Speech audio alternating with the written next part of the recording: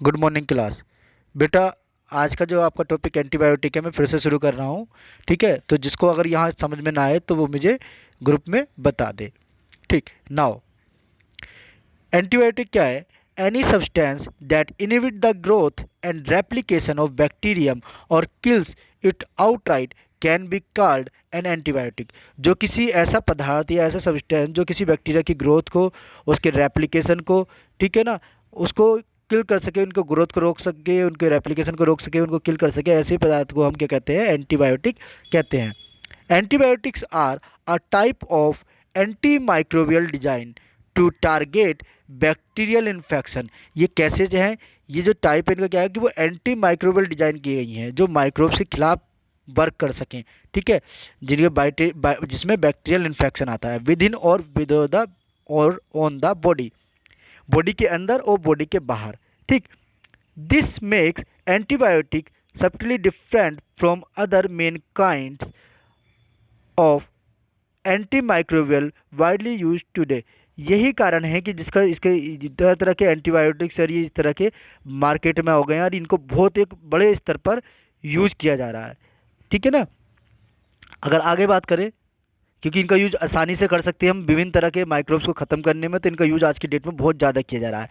Antiseptics are used, अगर बात करें, antiseptics are used to sterilize surface of living tissue when the risk of infection is high such as during surgery. हम क्या करते हैं कि तरह तरह के इंस्ट्रूमेंट जो होते हैं और जहाँ पर वो रूम होता है, अगर आपने आईसीयू देखा होगा तो वहाँ पर किसी को भी ऐसे ही नहीं जाने देते।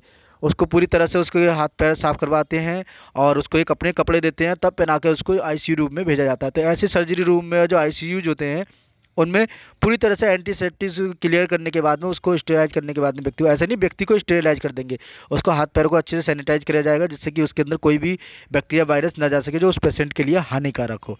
ठीक है, now disinfections are non selective antimicrobials. ठीक है, कुछ ऐसे डिसइंफेक्शंस होते हैं जो कि नॉन सिलेक्टिव एंटीमाइक्रोबियल्स होते हैं, killing a wide range of the micro organism, जो कि स्पेशली किसी के लिए वर्क नहीं करते हैं, बहुत एक ब्रॉड एरिया में, रेंज में वर्क करते हैं, इंक्लूडिंग बैक्टीरिया, जो बैक्टीरिया को भी खत्म करते हैं, अगर एंटी माइक्रोबियल की बात आ रही है। ठीक है, they are use on non living surface, for example in hospital. Hospital में लगातार हम साफ सफाई करवाते रहते हैं, पोछा लगता रहता है, वो इसलिए लगता है, वो फ्लोर को मॉप किया जाता है बार बार। ठीक है ना, तो जिससे कि वहाँ पर किसी भी तरह का किस तरह का बायोटिक, इस तरह के बैक्टीरिया वगैरह से वहाँ पर जर्म ना फैलें, जर्म से वहाँ पर हम सेफ रहें। Now of course bacteria are not only the microbes that can be harmful to us. केवल हम अगर कहें तो बैक्टीरिया हमारे लिए हार्मफुल नहीं है, ऐसा माइक्रोब्स एक सूक्ष्मजीवी बैक्टीरिया ही नहीं है।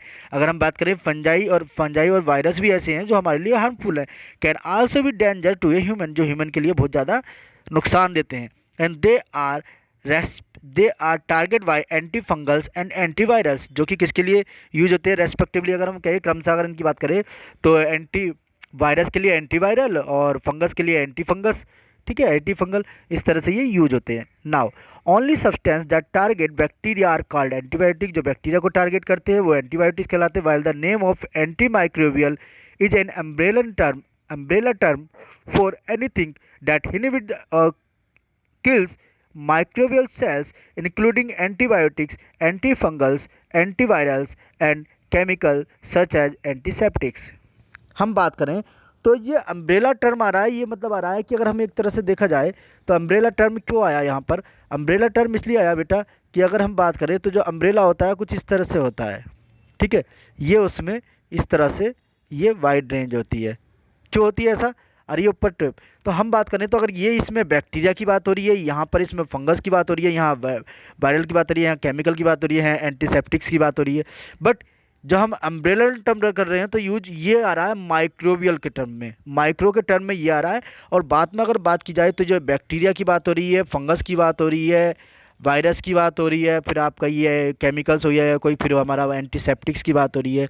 ठीक, तो ये सब क्या होता है, ये एम्ब्रेलन टर्म आ रहा है कि इसमें इन सभी का यूज आ जा रहा है। अगर हम एंटी माइक्रोबियल्स बोल रहे हैं, यदि हम एंटी बैक्टीरिया बोलेंगे तो ओनली बैक्टीरिया को काउंट करेगा। ठीक, अगर हम एंटी फंगल बोल रहे हैं तो वो फंगस को काउंट करेगा, एंटी वायरल बोल रहे हैं तो वो वायरस को करेगा, फिर एंटीसेप्टिक बोल रहे हैं तो वो तरह तरह के आपके केमिकल्स या फिर जो आपके जैसे लोहे से होने वाला, जंग से होने वाला, इन सब चीज़ों को कंट्रोल करेंगे। ठीक, नाउ जैसे हम एंटीसेप्टिक कहते हैं कि सेप्टिक ना हो जाए किसी को, लोहे से जंग लगने पर चोट लग जाती है जहाँ पर इस तरह से। ठीक, most antibiotics are use today are produced in laboratory but they are often based on compound scientist have found in nature. ज़्यादातर जो हमारे क्या कहते हैं एंटीबायोटिक्स है वो लेबोरेटरीज में जो बने हैं, जो कि नेचर में जो कंपाउंड हो उन्हीं के उस पर बना रहे हैं। बट ऐसा नहीं है कि सिर्फ नेचुरली बन रहे हो, कुछ आर्टिफिशियली प्रोडक्ट से भी हम उनको निकालने की कोशिश कर रहे हैं। बट जो नेचुरल में बात होती है वो आर्टिफिशियल में इतना अच्छी तरह से वो वर्क नहीं करते हैं, बट कोशिश की जाती है कि उससे बेटर बनाया जाए। ठीक है, नाउ अगर हम एंटीबायोटिक्स का वर्क बताएं कि इनका वर्क क्या है। Antibiotics are use to treat bacteria infection, ये बैक्टीरिया के इन्फेक्शन को रोकता है। ठीक है, अगर देखा जाए तो ये बैक्टीरिया के इन्फेक्शन को रोकता है। और अगर आगे बात की जाए, some are highly specialised are only effective against certain bacteria, ये बैक्टीरिया जो स्पेशलाइज हैं वो कुछ बैक्टीरिया के लिए यूज करेंगे। बट अगर बात की जाए जो ब्रॉड स्पेक्ट्रम एंटीबायोटिक्स हैं वो अटैक करते हैं एक wide range of bacteria including other that are benefit to us. ठीक है, अगर हम बेटा क्या है कि व्यक्ति एक से ज़्यादा बीमारी से, अगर यदि हमारा कोई एक टारगेट एक ही बैक्टीरिया से ग्रसित है, मतलब हमें पता चल गया उसके जांच करने के बाद में कंक्लूजन निकाला कि एक बैक्टीरिया से, तो उसे स्पेशलाइज हम एक एंटीबायोटिक देंगे जिससे वो आराम से ठीक हो जाए। मान लिया कि वो पेनिसिलिन से ठीक हो रहा है तो वो ठीक है।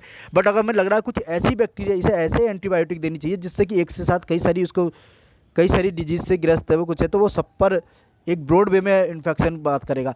मतलब कि इसमें सर दर्द की भी होगी, इसमें बुखार की भी होगी, इसमें आपके पेन की भी होगी।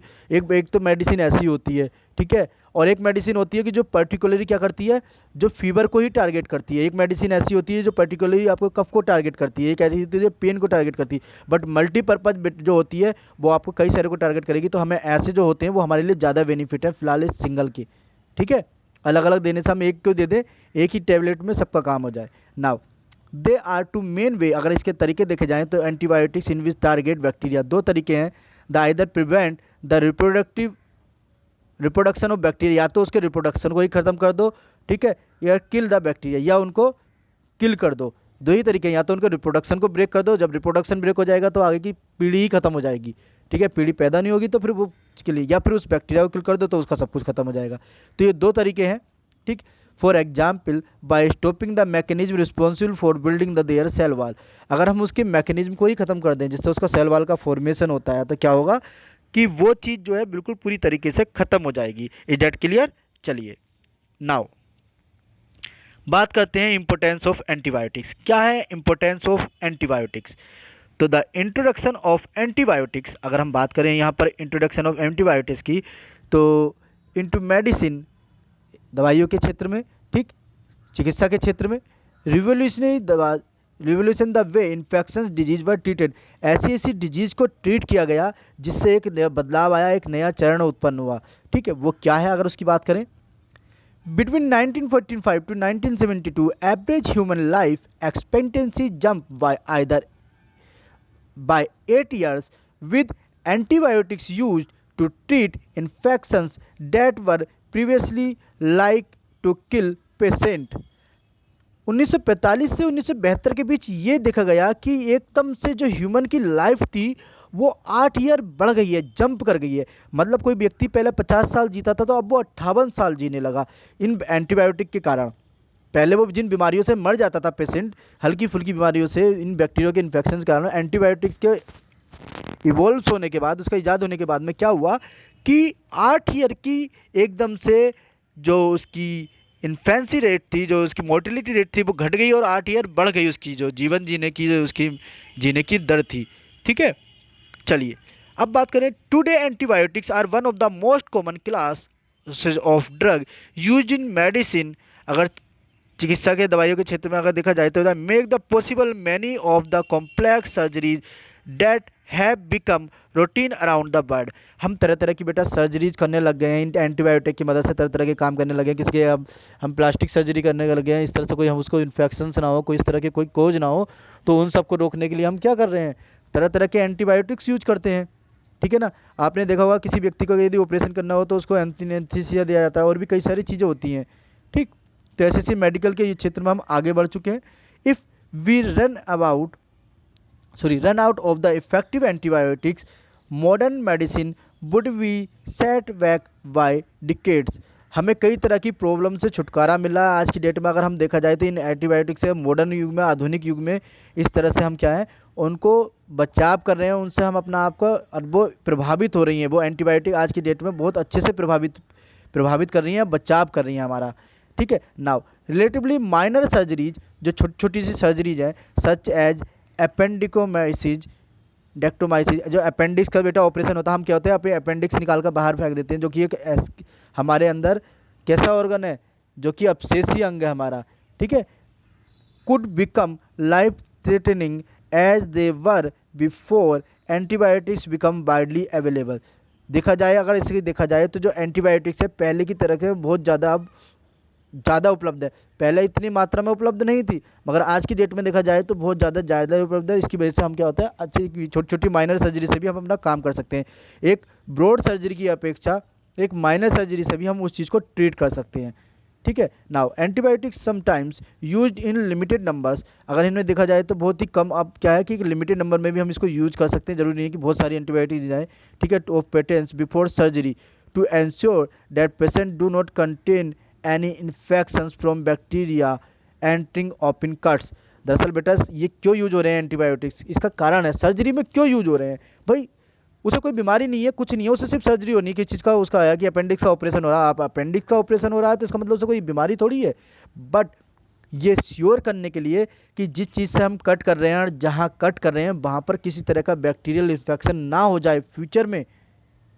ठीक, इस चीज़ को रोकने के लिए, इस चीज़ को ख़त्म करने के लिए उसको इस तरह के एंटीबायोटिक्स इंजेक्शन दिए जाते हैं, एंटीसेप्टिक्स इंजेक्शन दिए जाते हैं, जिससे कि उसको सर्जरी करने के दौरान किसी तरह की और बीमारी ना लग जाए। ठीक है, now without this precaution the risk of blood poisoning, इसके बिना अगर इसे ट्रीट नहीं करते हैं तो ब्लड को पॉइजन होने का खतरा होता है, उसमें जहर फैलने का खतरा वुड बिकम मस्ट हायर, बहुत ज़्यादा खतरा होता है। And many of more complex surgery doctor now perform may not be possible. और इतनी बड़ी बड़ी सर्जरी, हार्ट ट्रांसप्लांट होता है, किडनी ट्रांसप्लांट होती हैं, बॉडी ऑर्गन्स ट्रांसप्लांट होते हैं, आइज का ट्रांसप्लांट होता है, इतनी बड़ी बड़ी सर्जरी आजकल क्यों हो रही हैं, वो सब एंटीबायोटिक्स के कारण हो रही हैं। Antibiotics, anti fungals, anti surgery मतलब एंटी माइक्रोबियल्स। डेट क्लियर, क्या आपका एंटीबायोटिक्स है। अगर इसके बाद भी आपको कोई लाइन, कोई चीज़ समझ में नहीं आ रही हो तो वो आप मुझे मार्क कर देंगे, मैं आपको फिर समझा दूंगा। Okay, thanks class, now rest your class बेटा।